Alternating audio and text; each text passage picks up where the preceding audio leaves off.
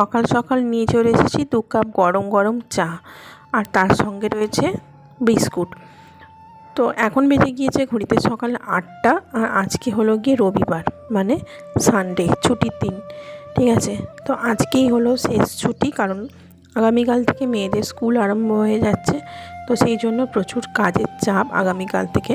তো আজকের দিনটাই সবাই ছুটি। তো চা খেয়ে ঘরের কাজে লাগবো।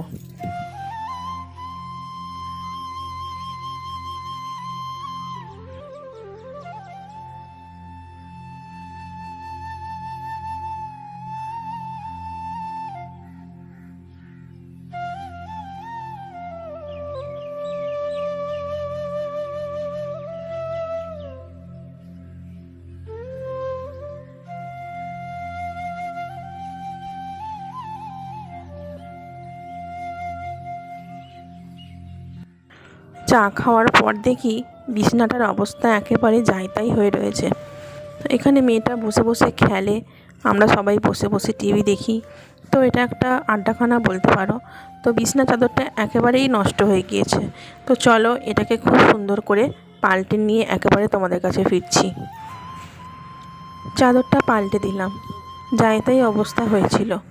চাদরটা পাল্টে দিয়ে একটা খুব সুন্দর চাদর পেতে দিলাম। তো এই চাদরটা আমার 5 বছর আগেকার চাদর, কিনেছিলাম ফ্লিপকার্ট না অ্যামাজন, কোথা থেকে আমার মনে পড়ে না যদিও। তো অনলাইন থেকেই কিনেছিলাম চাদরটা, এতদিন পরে আবারও বিছানায় পাতলাম।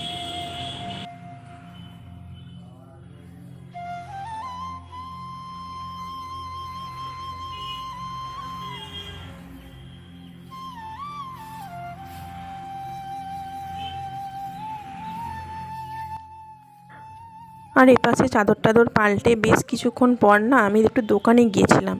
তো আমাদের কারোরই এখনও টিফিন করা হয়নি। তো সেই জন্য একটু রুটি আনতে গিয়েছিলাম। তো বাবাকে দোকানে বসিয়েছি, বাবা টিফিন করবে, আমার মেয়েরা টিফিন করবে, আর আমি টিফিন করব। তো 4 জনই খাবো বলে এখন ব্রেকফাস্ট তৈরি করব। তো সেই জন্য একটু রুটি আনতে গেলাম, যেহেতু সানডের বাজার, মেয়েটাকে একটু মানে অন্য রকম দিতে পারবো, মুড়ি ছাড়া অন্য কিছু। তো রুটি আনতে গেলাম, তো ছোটো মেয়ে বললো আমি কমলা লেবুর রস খাবো। আর এইখানে দেখো এই পুতুলটা কিন্তু এক্ষুনি ওকে কিনে দিলাম, 280 টাকা দাম নিল এই শিনচ্যান পুতুলটা, টকিং টম যেটা। তো এটা কিনবে বলে খুব বায়না করছিল, মানে আমরা যেটা বলবো শুনে শুনে সেটাই বলবে, মানে এরকম পুতুল আর কি। বেশ ভালো, ওইটা নিয়ে অনেকক্ষণ খেলবে। এক্ষুনি কিনে দিলাম ওকে 280 টাকা দিয়ে। তো তারপরে চলে এসেছি ব্রেকফাস্ট বানাতে। তো ভাবলাম যে একটু টোস্ট করব। তো মেয়ে বলছে যে কমলা লেবুর রস খাবে। তো মা এসেছিলো, মা আবারও ঘরে গেছে ওর জন্য কমলা লেবুর রস তৈরি করে আনতে। মায়ের আজকে একাদশী, তো অনেক লেবু কেনা হয়েছিল, তো ওই জন্য ওদেরকে রস করে দেবে। বড় মেয়ে বলছে আমিও রস খাবো। আমি বললাম তাহলে এই রুটিটা কী হবে, তোরা যদি সবাই লেবুর রস খাবি তাহলে রুটিটা আমার কি নষ্ট হবে? বলছে হাফ পিস দেবে। তো কোনো রকমে জোর করে ওকে হাফ পিস খাওয়ানো হয়েছে। বাদবাকিটা আমরা বাবা মেয়ে দুজনে মিলে খেয়েও শেষ করতে পারিনি, কারণ সবাইয়ের পেট আজকে খুবই ভার। তো 2-3বার করে শীতের সময় চা খাওয়া হয়েছে। এমনিতেই দুধ চা খেলে ভীষণই পেট ভার করে থাকে, তার ওপর আবার কিছু দিয়ে বিস্কুট বা যাই হোক কিছু দিয়ে খেয়েছিলাম, অতটা মনে পড়েনি যদিও। ও সরি, আগের দিন রাতের কচুরি হয়েছিল, সেই কচুরি সবাই একটু একটু করে খাওয়া হয়েছে, যার জন্যই পেট ভার একবারে সবার। কেউ খেতে চাইছে না, শুধু বাবা ওষুধ খাবে বলেই বাবা একটুখানিটা খাবে, বাদবাকি খাবার হয়তো আমার চাপা দেওয়া হয়েই পড়ে থাকবে। কিছু করার নেই, আজকে যখন খাবারটা করছি ছোটো মেয়েও বলছে আমি খাবো না, আর বড় মেয়েরও খেতে ইচ্ছা করে না।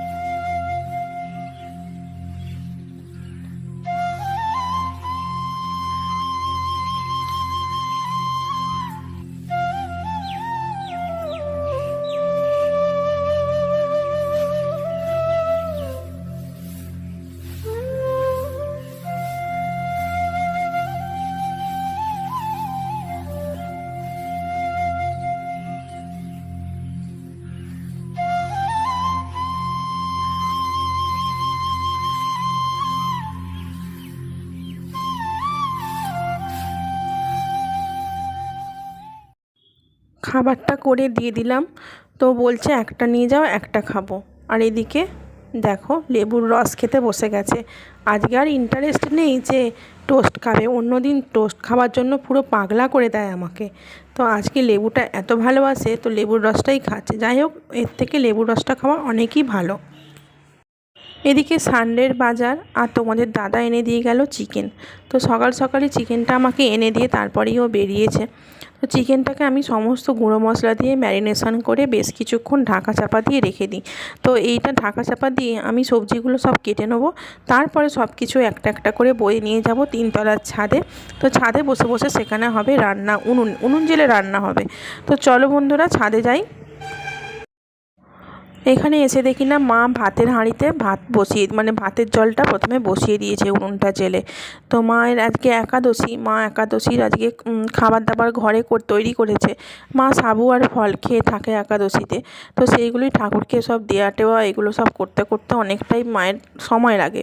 তো ওই জন্য একাদশীর দিনকে বলি তোমাকে আর রান্নার দিকে আসতে হবে না, আমার যতই দেরি হোক না কেন আমি রান্না করব, আস্তে আস্তে করে নেবো।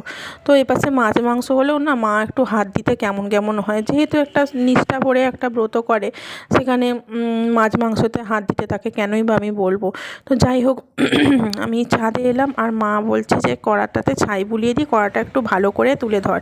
কারণ কড়াতে আগের দিন রাত্রিবেলা কচুরি করেছিলাম, মটরশুঁটির কচুরি করেছিলাম, তো কড়াতে অনেকটা তেল রয়েছে। তো সেই তেলটা আছে বলে ওই কড়াটাতেই রান্না করে নেবো। তো মা বললো ভালো করে একটুখানিটা ধর, আমি ছাইটা বুলিয়ে দিই। আবার আমার ধরতে অসুবিধে হচ্ছে বলে মা নিজেই ধরে ছাইটা বুলিয়ে নিচ্ছে।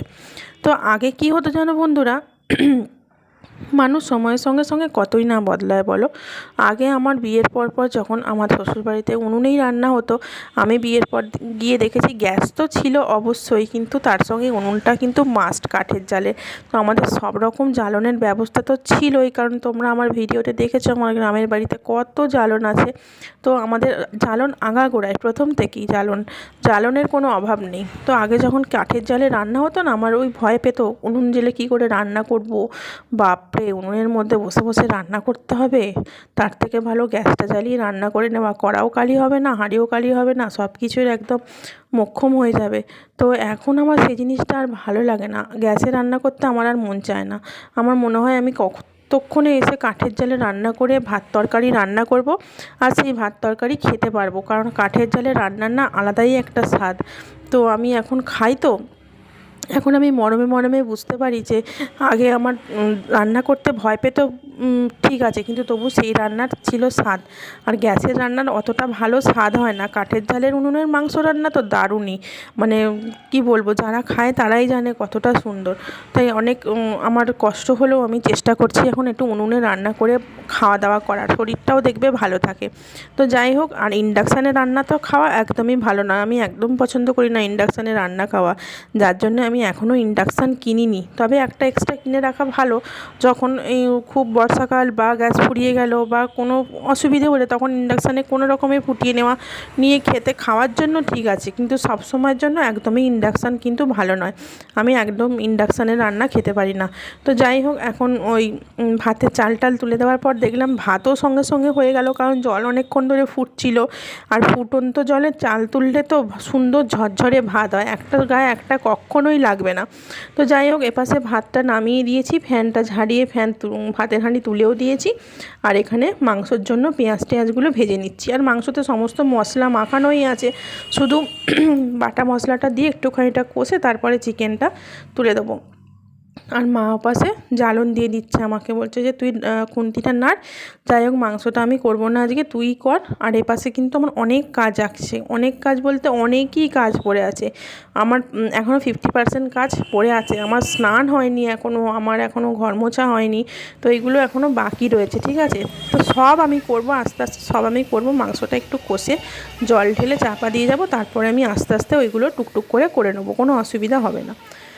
তো দেখো, মশলাটা একটুখানিটা ভেজে নেওয়ার পর এখন চিকেনটা তুলে দিয়েছি এর মধ্যে। তো চিকেনটা দিয়ে কষানো হচ্ছে, মা জ্বালন দিচ্ছে উনুনেতে, উনুনটা খুব জোর জ্বলেও গেছে। তো এক সময় এমন হয় উনুনটা জ্বলতে খুব প্রথমটা মানে খ্যান পাতে, তারপরে একটু জ্বলতে না একদম সুন্দর জ্বলে যায় উনুনটা। যাই হোক, মা বলছে এই উনুনটা যদি নষ্ট হয়ে যায় তোকে আমি আবারও একটা কি আছে বললো, জায়গা আছে, জায়গার মধ্যে আবারও একটা তোলা উনুন করে দেবো, তুই কত জ্বালন দিয়ে রান্না করতে পারিস আমি দেখবো। আমি বলি ঠিক আছে, এখন এইটাতে হচ্ছে, এখন এইটাতেই হোক, ঠিক আছে। তো যাই হোক, এতে 4 কিলো 5 কিলো 6 কিলো করে মাংস রান্না করেছি এক সময় না, এই উনুনটা এত সুন্দর জ্বলে। যাই হোক, মাংসটা এখন কষানো চলছে দেখো। তো একটু কষানো হয়ে যাওয়ার পর তারপরে জল টল ঢেলে একেবারে যাব নিচে।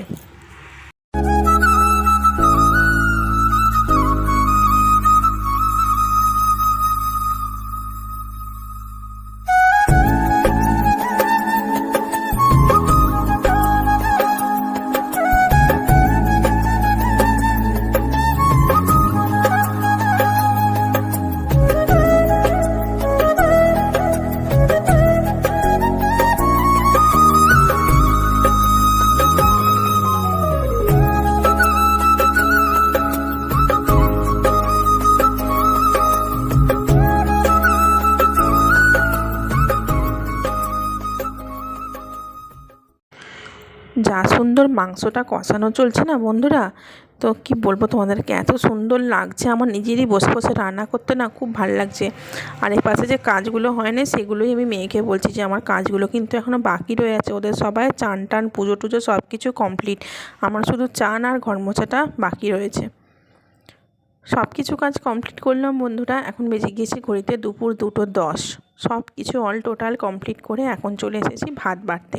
তো রান্না সবগুলো ওপর থেকে বয়ে বয়ে নিচে নামিয়ে আনলাম। তারপরে মা একটু উনুনটা নিকিয়ে দিচ্ছে, আর বাসনগুলো মা নামিয়ে আনবে বললো হাতে করে। আমি ভাত আর তরকারি নামিয়ে নিয়ে চলে এসেছি। বাবা চান করে বসে আছে, খিদে পাচ্ছে, মা বললো তোর বাবাকে ভাত দিয়ে দে, আমি এইগুলো নামিয়ে নিয়ে যাচ্ছি।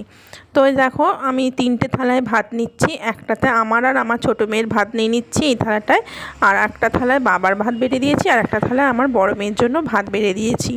আর এইখানে কিন্তু রেডি করে নিয়ে এসেছি লাল টুকটুকে মাংসর ঝোল, কাঠের উনুনের রান্না। যারা যারা সানডে চিকেন আর ভাত খেতে চাও সবাই আমার বাড়ি চলে এসো, সবাইকে নেমন্তন্ন করে দিলাম। তো যাই হোক, এখন সবাইয়ের জন্য ভাত টাত বেড়ে নিয়ে আমি মেয়েকে নিয়ে খেতে বসে যাব। মাংস টাংস সবাইকে ভাগ করে দিয়ে দিচ্ছি, এই বাটিটাতে দিচ্ছি বাবাকে। তারপরে পাশে একটা 2টো বাটি রয়েছে, একটা মেয়ের, বড় মেয়ের, একটা ছোটো মেয়ের। তো আমি ভাতের মধ্যেই নিয়ে নেব। তো চলো এখন খাওয়া দাওয়া করে একটুখানিটা রেস্ট নিয়ে নিই, কারণ বিকেলে খুলবো দোকান আর বাবা যাবে ডাক্তারখানায়। তোমাদের দাদা তো আস্তে আস্তে রাত হয়ে যাবে।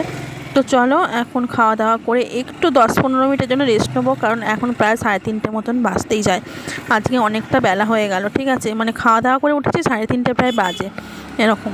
তো দেখো সন্ধেবেলা না বাবা ডাক্তারখানা যে গিয়েছিলো, এসে বাবাকে ড্রপ টপগুলো দিয়েছে, চোখের ডাক্তার দেখাতে গিয়েছিল বাবা। তো চোখটা ওষুধ দিয়েছে, বাবা বললো আমার এই চোখে 1 ফোঁটা আর ওই চোখে 1 ফোঁটা করে ওষুধটা দিয়ে দে। আর মা ওপরে গেছে চা করতে, আমরা কেউ সন্ধ্যের চা এখনও খাইনি। তো মা ওপর থেকে চা করে এনে দিলে তবে আমরা বাবা মেয়ে দুজনে বসে বসে এখন সন্ধ্যের চা খাবো। আর আমি দোকানটা খুলে দিলাম, 4:40 নাগাদ দোকানটা খুলে দিয়েছি। তো এখন বেশ খানিকক্ষণ দোকানে বসবো, তারপরে তোমাদের দাদা এলে ওপরে উঠবো, ঠিক আছে। তো ভিডিওটা আগে আর সেরকম কিছু দেখানো নেই, চাটা খাবো এইগুলোই তোমাদের সঙ্গে শেয়ার করব। তো বন্ধুরা, তোমরা যারা নতুন চ্যানেলে আসছো অবশ্যই কিন্তু চ্যানেলটিকে সাবস্ক্রাইব করে রাখবে। আর যারা আমার ডেইলি লাইফস্টাইল দেখতে ভালোবাসছো, পছন্দ করছো, তাদেরকে অনেক অনেক অনেক ধন্যবাদ সাবস্ক্রাইব করে আমার পাশে থাকার জন্য। তো চলো সন্ধ্যের চাটা এখন এই যে মা নিয়ে চলে এসেছে, আর আমি দোকানদারি করছি এখন। চাটা বসে বসে খাবো, মাকে বললাম একটা বিস্কুট দাও, চায়ের সঙ্গে একটা বিস্কুটই খাবো। আর মা আমাকে চাটা দিয়ে ঘরে চলে যাবে। মা আজকে একাদশী, মা চাটা কিছুই খাবে না, তো মা ঘরে চলে যাবে, আর বাবাও চাটা খেয়ে একটু বাদে বাড়ি চলে যাবে। তো চলো বন্ধুরা, আজকের ভিডিওটা এখানেই শেষ করে দিচ্ছি, আর দেখা হচ্ছে আগামীকাল নতুন আরও একটি ভিডিওতে।